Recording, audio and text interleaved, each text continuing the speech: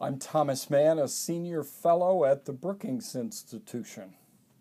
And I'm Norm Ornstein, a resident scholar at the American Enterprise Institute, and we are co-authors of the New York Times best-selling book, It's Even Worse Than It Looks: How the American Constitutional System Collided with the New Politics of Extremism.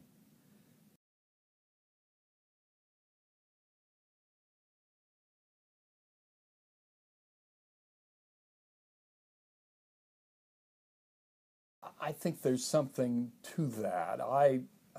Both Norm and I have a problem with Lessig's argument that money determines everything, that it overwhelms every other factor. Lessig actually downplays ideological differences, partisan differences. He believes that money is at the root driving all of this, and we think that's not the case. It's problematic. It reinforces some of the worst tendencies in our politics, and in recent years, it has emerged in a way that has allowed the Republican Party to really try to gain advantage, if you will, to build a majority in government when such a majority doesn't really exist in the country. I'd say, along with the ideological goals of an economic libertarianism, a social fundamentalism, and a nationalistic, somewhat neoconservative foreign policy, lies a belief in the use of any means to achieve that objective. And with demographic changes in our country increasingly leading to an electorate that now would be more sympathetic, more interested in the Democratic Party, the growth of the non-white population, certainly college educated and graduate, professional school educated, the sort of professional class, the non-married women in particular. The idea is you sort of gather ye rosebuds while you may, and that means perhaps winning the last election based on almost entirely a white electorate. That means you want to depress the vote on the other side that tends to be non-white, and you want to increase your turnout and the percentage of, say, working class whites that vote for you. And the best way to do that is to sort of stir up all of these attitudes as who's a real American. So you become anti-immigrant. You appeal to sort of racial resentments, and you try to convince senior citizens that those Democrats are really taking your programs, your Medicare, and giving that money to people who don't have the gumption and responsibility to carry their own weight, the undeserving poor, if you will. You know, that's exactly right. But it's also important to emphasize, as Tom did, that the money system is now careening out of control and is having a series of extraordinarily deleterious impacts on our politics and our culture. The corruption levels are going to be much, much higher. And it's not just the money being spent, it's the threats that are there much more implicitly and explicitly now. Every lawmaker has to fear at this point that somebody could come in the last 2 weeks of a campaign when you have no ability to raise the money to counter it and spend millions of dollars to destroy you. And that means if there's a threat of doing that, but you can avoid it if you vote for an amendment, support a bill. You're going to be very tempted to do that, and not a dollar will have to be spent.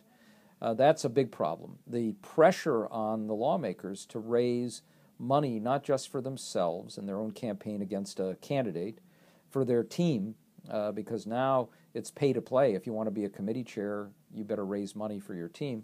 But now you've got to have a protective war chest just in case somebody comes in against you. And if you're going out there and raising the money, you're begging people for money. There's either an implicit threat or a quid pro quo. And at the same time, what we're seeing in this campaign is this flood of outside money combined with the inside money that's designed in some ways to obfuscate policy debates and create a very different climate. So what we're going to see, for example, on the Medicare front is an attempt to have Americans saying, I can't figure this out. They're both probably to blame, and so I'm just not even going to consider it. And what is a very important policy area, and the gamble here is you pour enough money in ads that may be entirely false, and people are going to throw up their hands. That's not a great way to have a campaign. I think when the framers created the system, and it was supposed to be a deliberative system, a campaign, understanding that it's going to have all kinds of harsh elements to it and often hair-raising attacks, and they had them worse in the 19th century, even at the end of the 18th century in many ways than we do now, personal vilification and the like. The idea was you'd have a back and forth in a campaign that would end up with voters being able to make a choice among parties and candidates. Now the intervention of this money has changed all of that. So we don't want to be at one end of a scale while Lessig is at the other end of the scale. We view this through a different prism in terms of what the real important dynamics are, but we don't in any way dismiss or downplay the extraordinarily corrosive effect of the post-Citizens United world, and also a world in which the Federal Election Commission has become almost literally lawless.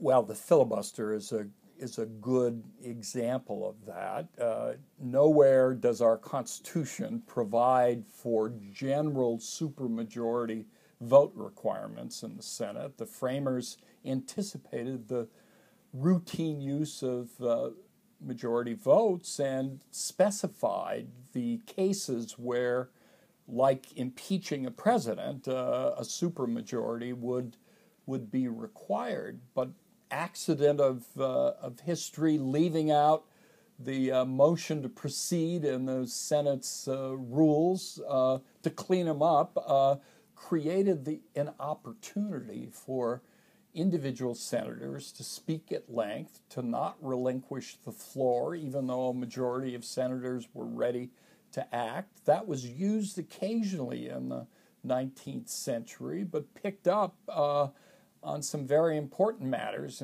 including matters pertaining to the U.S. involvement in World War I. And Woodrow Wilson put some pressure on. The Senate adopted a new rule providing for cloture, that is, a supermajority vote to cut off debate and proceed.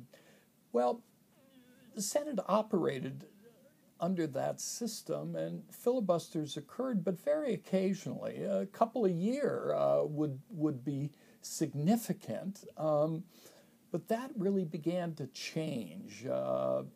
Initially, as the Senate calendar became filled and individual senators had things they wanted to do or say, and so the norm of unanimous consent agreements built up. You got everyone's agreement on how you would proceed, so there's predictability. But then over time, all of the constraints in using this began to break down, first by individual senators, but then by the opposition party as a tactic to impose a threat to filibuster. And that's all that's required. You know, it is the withholding of consent from unanimous consent agreement. If you do that, then the only way for the majority to proceed is to file a cloture motion. So we don't have real filibusters anymore. We haven't had one in ages where a group of senators takes to the floor. All they need is one to say, I object.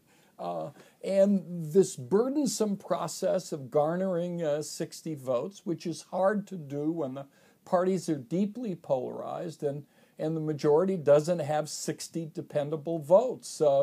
Obama had it for a few months in the middle and end of his first year in office. They were 60 but not dependable.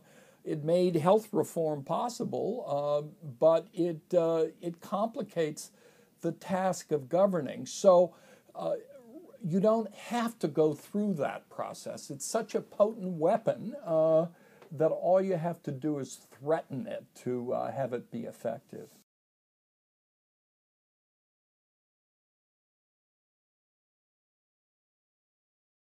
No, well, let me just say, the rule is the same as it's been since 1975. The difference is in a culture, and it's a culture where in a previous era, not only was a filibuster reserved for a few issues of great national moment, but the two parties and the leaders had their own agreement that you wouldn't disrupt governance through the use or the threat of the use of a weapon of this sort. There would be individual rogue senators who would do so, some on the left, some on the right. But you had a general understanding that governing the country and solving the problems took over. That's gone now. Mitch McConnell made a deliberate decision to use the filibuster as a weapon of obstruction and to use it as leverage to gain other things. So you have the threat of filibuster, as you say, employed in a way that it just wasn't before. Now, this is not all one-sided. In a process that began when the filibuster was changing in a more modest fashion under then-Majority Leader Trent Lott, but expanded under Harry Reid, there's been a counter tool called filling the amendment tree. In effect, preempting amendments from the minority so you can expedite matters, but also use that as a lever point or threat of your own. The problem is doing this on both sides, and I think the bigger issue has been the misuse of the filibuster per se by the minority. But this is not a good way to govern. This is a good way to illustrate a fundamental argument of our book, which is the mismatch between the political parties today, both the extent of their polarization, but the culture under which they operate, and our constitutional system of separation of powers and bicameralism and the rest. Norm was talking about Mitch McConnell playing hardball, with the threats of filibuster and the vehement opposition to everything and it sounds like a parliamentary system. If he were the leader of an opposition in a parliament, you'd say, well, of course, that's what oppositions do. But when push comes to shove, the government has a majority in its own party or in a coalition of parties to put their program into effect, enact it into law, implement it, and then eventually be held accountable. But in our system, if the minority party is willing to use that tool on a consistent basis, it can damage what the majority is trying to put in place and then turn around and blame the majority's program for being ineffective. That sort of leads to a real problem of democratic accountability. What's a voter to do? Who do they hold responsible when things aren't going well?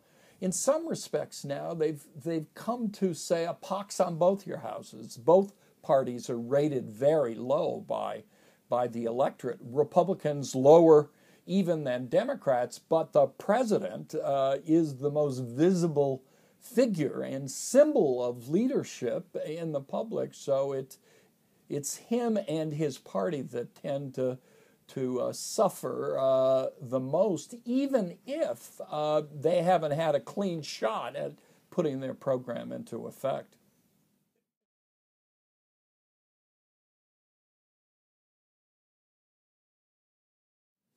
Yeah, I think it's right for now.